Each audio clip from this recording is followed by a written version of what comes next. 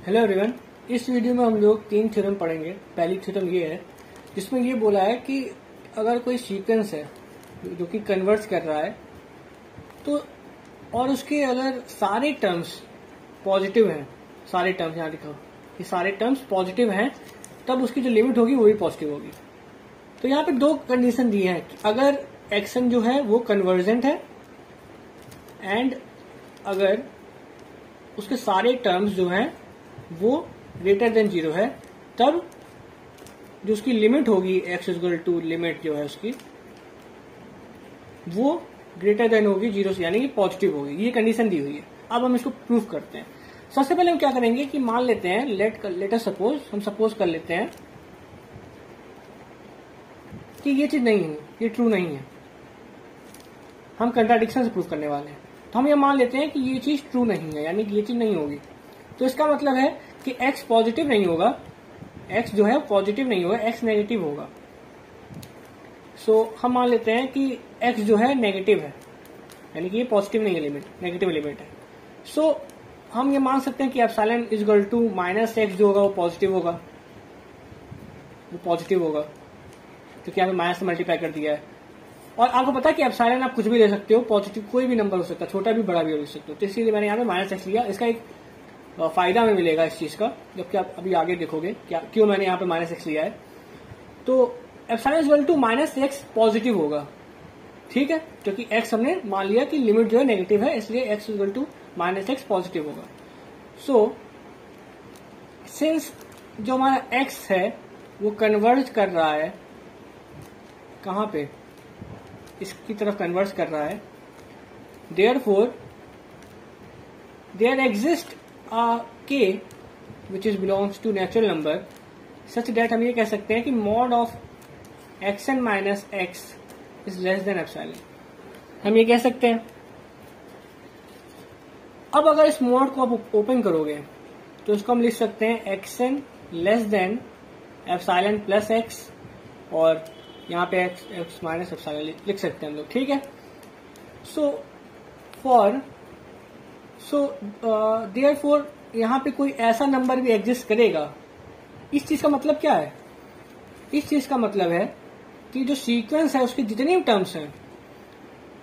Terms हैं वो सारी टर्म्स इन दोनों के बीच में लाई कर रही है ना, इन दोनों के बीच में, यानी सीक्वेंस हमारा जो है इन दोनों के बीच में लाई कर रहा है, यानी सीक्वेंस हमारा बाउंडेड है, एक तरह से कह सकते हो। इसलिए हम ये कह सकते हैं फॉर नंबर एक्स के, हम ये कहेंगे कि हमारा जो ये एक्स के है, ये जो नंबर है वो एप्सिलॉन प्लस एक्स से लेस देन है, क्योंकि आप देख सकते हो एप्सिलॉन प्लस एक्स एक अपर बाउंड है, इसलिए इससे छोटा है, ये हम कह सकते हैं। अब अगर मैं एप्सिलॉन की वैल्यू जो हमने लेट की थी उसको पुट करें यहाँ पे, ठीक है, तो यहाँ पे क्या आएगा, एक्स के लेस देन 0, यानी कि एक नेगेटिव नंबर आ जाएगा। बट हमारी कंडीशन जो थी, हमारी जो कंडीशन थी वो ये कहती थी कि जितने भी टर्म्स हैं एक्सएन वो सब 0 से बड़े हैं। ये देखिए वो सब 0 से बड़े हैं। इसका मतलब हमने लेकिन ऐसा नंबर ले आया जो कि 0 से छोटा है। So it contradict the condition, जो कंडीशन थी उसको कंट्राडिक्ट करता है। And this contradiction occur when we suppose that x is less than 0। जब हमने सपोज किया कि x लेस देन 0 है तब ये कंट्राडिक्शन आई है, यानी कि हमने जो सपोज किया है वो गलत है, इसमें गलती है, तभी तो ये आया, ये तो पॉजिटिव आना चाहिए था। देयरफॉर हम ये कहेंगे कि x should be greater than 0। सो हम ये कहेंगे कि लिमिट जो है एक्सएन की, क्योंकि x क्या लिमिट है ना, तो x जो है वो 0 से बड़ा होना चाहिए। तो इस तरह से हम प्रूव करते हैं कि हमारी जो ये हमारा जो ये लिमिट है वो ग्रेटर देन 0 होगा अगर सारी टर्म्स जो हैं सीक्वेंस की, कन्वर्जिंग सीक्वेंस की टर्म्स जो है वो ग्रेटर देन 0 है। तो इस तरह से हमने प्रूव कर दिया। सबसे मेन जो उसमें चीज थी वो ये थी, ये चीज epsilon equal to minus x. इस चीज का फायदा यही हमें मिला हमने जब यहाँ पुट किया तो ये 0 आ गया।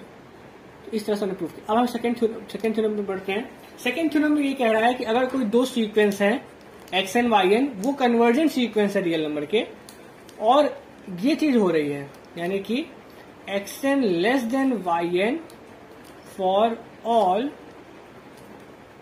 N belong to natural number, then उसकी जो लिमिट्स होगी, इनकी जो लिमिट्स होगी, लिमिट जो होगी एक्स एन की वो लेस देन होगी लिमिट ऑफ वाई एन।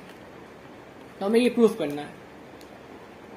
सबसे पहले हम एक नया सीक्वेंस इंट्रोड्यूस करेंगे जेड एन, जो कि इक्वल होगा, किसके इक्वल होगा, y माइनस एक्स के। ठीक है, y माइनस एक्स के इक्वल होगा। ओके, सो हम ये कह सकते हैं कि जो जो जेड एन सीक्वेंस है वो इक्वल है y n minus x n के, एंड और हम ये कह सकते हैं जो जेड एन है वो ग्रेटर देन 0 है, सिंस वाई एन जो है वो ग्रेटर देन एक्स एन है। क्योंकि वाई एन जो है ग्रेटर देन एक्स एन है, ये दिया गया है, कंडीशन दी गई है एक कि वाई अगर x n less than y n होगा तब ये होगा। ठीक है, हमें प्रूफ करना है, तो ये हमें दिया गया ना, गिवन है, ये चीज गिवन है हमें, ये चीज, और ये चीज हमें प्रूफ करनी है। ठीक है, तो ये गिवन है, इससे अगर हम देखें तो जेड एन हमारा जो होगा पॉजिटिव होना चाहिए, अगर z n equal to y n minus x n है। ठीक है, तो अगर ये पॉजिटिव है, अब देखिएगा बहुत इंपॉर्टेंट स्टेप है, since z n is positive for all n belongs to natural number, therefore limit जो होनी चाहिए जेड एन की वो भी पॉजिटिव होनी चाहिए फ्रॉम अर्लियर थ्योरम या प्रीवियस थ्योरम। यानी कि अभी आपने जो थ्योरम पढ़ी नहीं थी जिसमें ये कह रहा था कि अगर यदि सारी टर्म्स पॉजिटिव हैं कन्वर्जिंग सीक्वेंस की, तो जो हमारा लिमिट है उस सीक्वेंस की लिमिट ही पॉजिटिव होगी। तो यहाँ पे उस थ्योरम का मैंने अप्लाई किया है कि जेड एन अगर पॉजिटिव है for all n belongs to n, तो उसकी लिमिट ही पॉजिटिव होगी। देयरफॉर हम ये कह सकते हैं कि इसकी जगह भी ये रिप्लेस कर दो, यानी कि y n minus x n, यानी इनकी लिमिट जो होगी, वाई एन की लिमिट और एक्स एन की लिमिट जो होगी, ये भी ग्रेटर देन 0 होगी। सो यहाँ से आप देख सकते हो, थोड़ा सा मैथ का यूज करो तो आप देख सकते हो कि लिमिट जो है वाई एन की वो ग्रेटर देन है लिमिट ऑफ एक्स।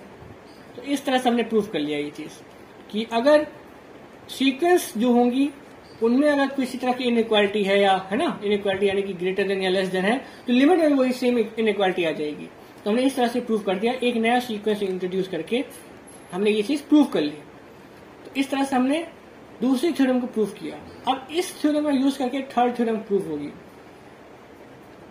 यहां पे ये कह रहा है कि अगर हमारा जो सीक्वेंस है कन्वर्जिंग सीक्वेंस, वो दो नंबर के बीच में आ रहा है, ए एंड बी के बीच में आ रहा है, यानी कि बाउंडेड है, यानी कि ये क्या है, बाउंडेड है, तो उसकी लिमिट भी उन दोनों के बीच में ही आएगी।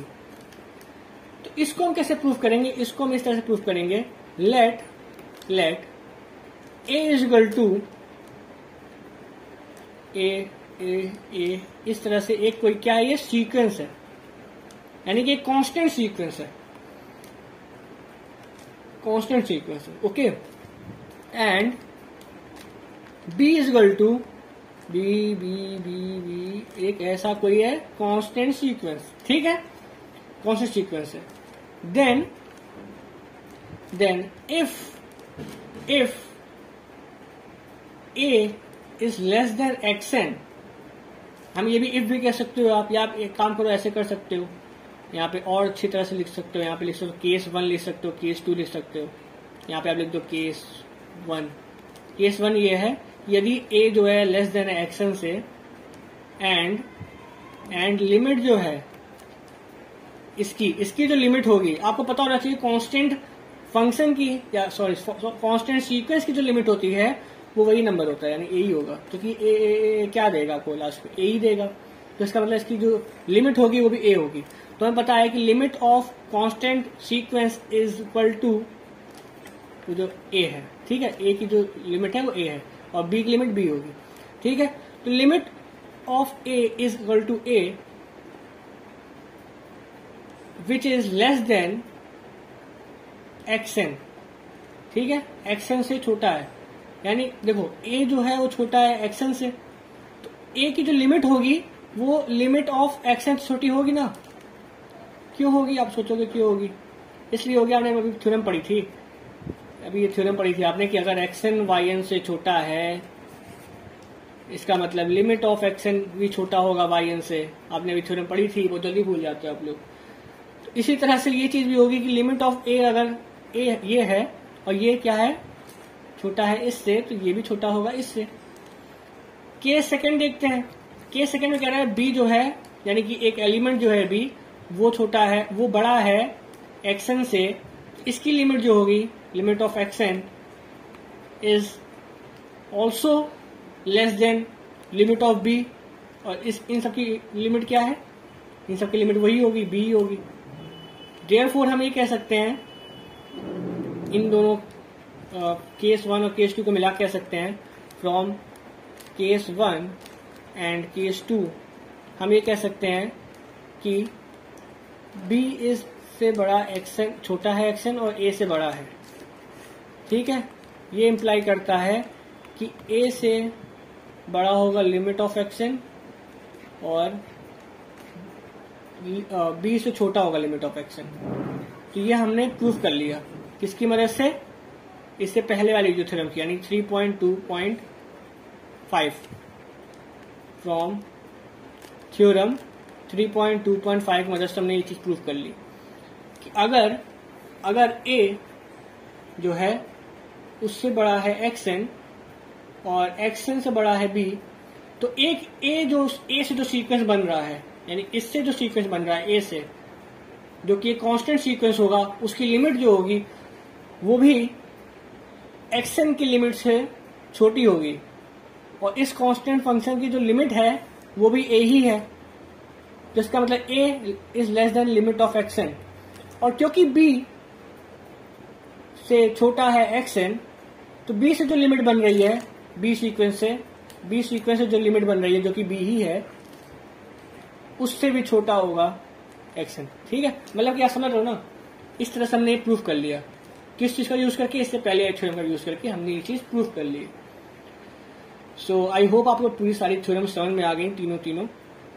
इस तरह से हम सारी थ्योरम्स को प्रूफ किए हैं, 3 थ्योरम्स को। So thank you for watching this amazing video.